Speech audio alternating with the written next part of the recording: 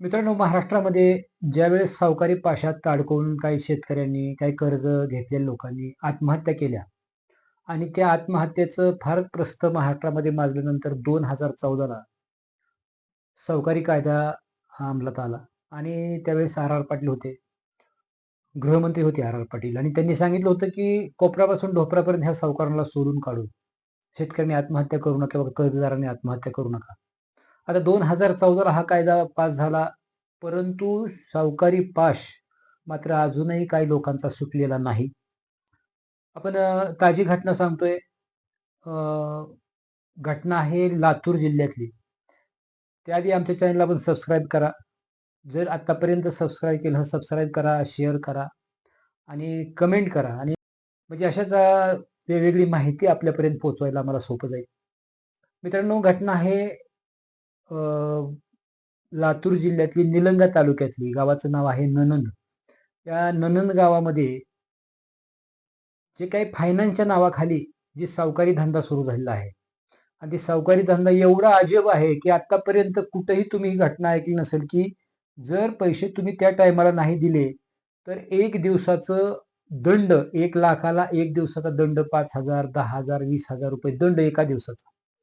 असं कितीतरी त्या लोकांनी, त्या गावातल्या शेतकऱ्यांनी, त्या लोकांनी, कर्ज घेतलेल्या लोकांनी, त्या फायनान्सच्या नावाखाली सावकारी करणारी जी माणसं आहेत, त्यांचं त्यांनी पैसे भरलेत. कोटी, एक कोटी रुपये काय कायने भरलेत आणि तरी सुद्धा काही कर्ज आहेच अजून म्हणून काही लोकांनी गळफास लावून आत्महत्या सुद्धा झाल्यात. फक्त तिथल्या पोलीस स्टेशनला फक्त आत्महत्येची नोंद केली, परंतु त्या सावकारांवर कारवाई मात्र झालेली नाही. सावकारीवर कारवाई का होत नाही, तर तिथले बहुतेक पोलीस मॅनेज असले पाहिजेत आणि त्यांनाही काही रसद जात असेल. आता खरं तर त्या गावातील लोक काही गायब झालेत. म्हणजे महाराष्ट्रामध्येच अशी घटना आहे, की लातूर जिल्ह्यातल्या ज्या लातूर जिल्ह्यातले पाठीमागे विलासराव देशमुख अनेक वर्ष महाराष्ट्राचे मुख्यमंत्री होते, त्याच लातूर जिल्ह्यातल्या निलंगा तालुक्यातल्या नणंद गावची ही घटना आहे. पुन्हा सांगतो मी तुम्हाला. आणि त्या गावामध्ये आणि त्या गावातले सरपंच सुद्धा त्याचे बळी पडले. सध्या ते माजी सरपंच, त्यांनी सुद्धा त्याची व्यथा सांगितली आणि त्यांनी सांगितलं, जसं काय वाल्मिक कराड जसं त्या तिथल्या लोकांना नेऊन मारायचे, खून, मारामाऱ्या, दडपशाही, खंडणी वसूल करणं, व्याज वसूल करणं, हाच प्रकार त्या सुद्धा ठिकाणी तालुक्यात चालू आहे. आणि तिथं चालू असलेल्या तिथल्या काय काय आता सरपंच सारखी माणसं सुद्धा अडचणीत आलेत आणि त्यातल्या लोकांनी, काही जणांनी गाव सोडून निघून गेलेत. बायका पोरं त्या गावात सोडून तिथली लोक गायब आहेत. आता ही अजब घटना आहे. तिथलीच एक गणेश आंबिलपुरे म्हणून, त्यांनी कर्ज घेत होतं 1.5 लाख रुपये आणि 1.5 लाखाचं त्यांनी 55 लाख रुपये दिले आणि तरी कर्ज आहेच म्हणून ते तिथून गायब झाले. गायब झाल्यावर त्याला जे जामीन होते, पुंडलिक भोसले, ते पुंडलिक भोसलेंच्या पुन्हा ती फायनान्सवाले त्याच्या त्या मागं लागले. पुंडलिक भोसले त्यांनी उचलून नेलं. तिथून नेऊन रानात डांबणे, उचलून नेणे, हाणमाण करणे, शस्त्र दाखवणे आणि त्यांची 5-50 जणांची टोळी असं ते सांगतात. जे लोक येतात त्यांची घेऊन जातात आणि त्या पुंडलिक भोसलेला सुद्धा, म्हणजे गणेश, मुद्दा एकदा पुन्हा लक्षात घ्या. गणेश आंबिलपुरेनी 1.5 लाख रुपये घेतले होते. त्याचं 55 लाख रुपये त्या गणेश आंबिलपुरेनी भरले, तरी सुद्धा तुमच्याकडे कर्ज आहेच अजून म्हणून आता ह्यानं काय करायचं, देणं होत नाही म्हणून त्यांनी ते गाव सोडलं आणि तिथून गायब झाले. गायब झाल्यावर त्याला जामीन झालेले पुंडलिक भोसले यांच्या मागे ते लागले. पुंडलिक भोसलेला उचलून नेलं आणि पुंडलिक भोसलेला उचलून नेऊन डांबलं आणि त्याच्या वडिलांना, भावाला सांगितलं, तुम्हाला जर तुमचा मुलगा सुखरूप पाहिजे असेल तर तुम्हाला इथं या, निलंगामध्ये या आणि ती तुमची 5 एकर खरेदी द्या. आणि ह्या लोकांनी त्या मुलाचं, त्याचं सुखरूप यावं त्यांचा माणूस म्हणून तिथे जाऊन त्यांनी बळजबरीने ती खरेदी घेतली. गंमत अशी की पुन्हा त्या पुंडलिक भोसलेला, त्याला जामीन पुन्हा चक्रधर नारायणपुरे झाले. पुन्हा त्याच्याही मागे लागले, त्याच्याकडूनही पैसे वसूल केले. 5 एकर त्याची नावं करून घेतली. पुन्हा चक्रधर नारायणपुरे त्यांचा मामा, त्याची सुद्धा 3.5 एकर नावची करून घेतली. त्या मामाला, 75 वर्षाचे म्हातारं मामा, त्याला सुद्धा उचलून नेऊन त्याला दांडक्याने हाणमार केली. त्या चक्रधर नारायणपुरेच्या भावाला सुद्धा, म्हणजे ते भाऊ त्यांचे, ते त्या गावचे माजी सरपंच, त्यांना सुद्धा हाणमार केली. आणि अशा पद्धतीने ते चाललेलं आहे. आणि ते चाललेलं असताना तिथले पोलीस दखल घेत नाहीत, तिथले आमदार दखल घेत नाहीत.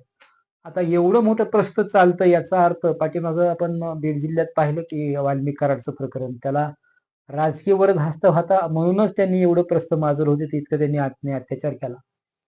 ह्या सुद्धा तिथं निलंगा तालुक्यात असंच असलं पाहिजे.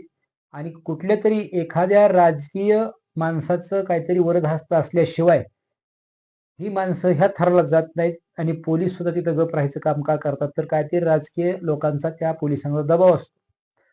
हेच तिथं घडत असणार, त्यामुळे पोलीस गप्प आहेत. आता ज्या ठिकाणी त्या गावात ज्या लोकांनी आत्महत्या केल्या ह्या सावकारांच्या भ्यानं कर्ज भरून, त्यांची फक्त नोंद करून घेतली, परंतु त्या सावकारांवर कारवाई केली नाही. आता हे लोक काही त्या गावातली गायब झालेत आणि तिथले ते माजी सरपंच सांगतात हेच गाव ना, त्या तालुक्यातल्या आणि बऱ्याच गावाला असं त्यांनी पिडलेलं आहे. तिथं भर रात्रीचं यायचं, तिथली माणसं उचलून न्यायची, त्याला नेऊन डाबायचं, त्यांच्या नातेवाईकांना फोन करायचे की तुमचा माणूस सुखरूप पाहिजे असेल तर तुम्ही येऊन ती जमीन नावची करा किंवा हे पैसे घेऊन या. कशाही पद्धतीनं साम दाम दंडभेद अशा पद्धतीनं पैसा वसूल करणे. आता विशेष वाटतं की कोट रुपये तुम्ही एखाद्या माणसाचा वसूल करताय, तरी सुद्धा त्यांच्याकडे पैसे आहेतच अजून सांगतायत. ती माणसं बायका पोरं सोडून गायब होत आहेत. मग कोट रुपये घेऊन तुम्ही करणार आहे काय नेमकं? एवढे पैसे जमून नेमकं करणार आहे काय? आणि ही शासनाला ह्याची जाग कशी येत नाही? आता वाटतं की हे व्हिडिओ ऐकून एक पत्रकार म्हणून आम्हाला असं वाटतं की लोकांना मयादया कशी येत नाही, की ही लोक माजी सरपंच सुद्धा तो माणूस त्या घटनेला बळी कसा पडतो. आणि ह्या लोकांनी त्याची आवाज उठवायला पाहिजे, सर्वांनी एकत्र यायला पाहिजे, शासनाकडे जाऊन सांगायला पाहिजे, पोलिसांच्या पुढं जाऊन बसलं पाहिजे, पोलीस स्टेशनच्या पुढे ठाण मांडून त्यांच्यावर गुन्हा दाखल करा, कारवाई करा. ही लोक काहीच करत नाहीत आणि त्यांना वाटते, खरं तर त्यांना भीती आहे की त्यांची लोक येतात, उचलून नेतात आणि ह्यांची एकी होत नाही.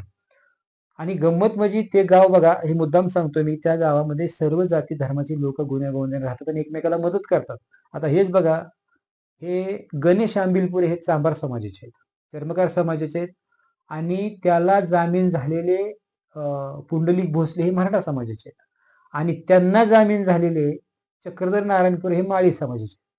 म्हणजे तिथं ही लोक एवढ्या व्यवस्थित एकमेकाला सहकार्य करतात. आता मी जातीवर का सांगितलं, मुद्दाम सांगतोय की म्हणजे तिथं अशी वीण आहे, एकमेकाला लोक अशी मदत करतात, ते जातपात मानत नाहीत. हे महाराष्ट्रात कोणी यांचा आदर्श घ्यावा या या मुद्द्याचा. परंतु त्या गावात जो अन्याय चाललेला आहे, हा व्हिडिओ ऐकून मला वाटतं शासनानं सुद्धा ह्याची दखल घेतली पाहिजे. आणि खरं तर ही गृहमंत्र्याचं काम आहे. गृहमंत्र्यांनी हे ऐकायला पाहिजे, गृहमंत्र्यांनी दखल घ्यायला पाहिजे. आणि विशेष म्हणजे ते जे फायनान्सवाले आहेत, त्यांचं नाव आमच्या मीडियासमोर आलेलं नाही अजून माझ्यापर्यंत. ते फायनान्सवाले आहेत, ते फक्त भाजपचेच कार्यकर्ते आहेत, हे सुद्धा ऐकायला मिळत आहे. आणि भारतीय जनता पक्षाचं सरकार आहे महाराष्ट्रामध्ये आणि त्याच पक्षाचे हे कार्यकर्ते त्रास देणारे, छळ करणारे. आता अर्थातच ती पहिली ह्या पक्षाचे नव्हते, ते दुसऱ्या पहिल्या पक्षाचे होते. हे फायनान्सवाले म्हणजेच याचा अर्थ पहिले काँग्रेसचे असतील, कारण काँग्रेस सत्ता होती काँग्रेसचे असतील, किंवा ज्यांची सत्ता होती त्यांची असतील, आता भाजप सत्ता म्हणून भाजपमध्ये आले असतील. ह्या लोकांना त्यांचं वांग भाजून घ्यायचं असतं, पैसे लोकांकडून गोरगरीब मुंडक्यावर बसून वसूल करायचं असतात. आणि म्हणून त्यांना शासनाची गरज पडते, म्हणून ज्याची सत्ता असेल तिकडे झुकायचं.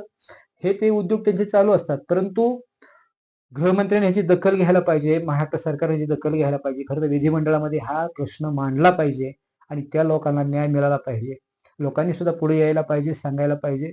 नाहीतर अनेक लोक तिथली जातील, मरतील, बायका मुलं त्यांची रस्त्यावर येतील. पाहत राहा न्यू महाराष्ट्र एक्सप्रेस न्यूज.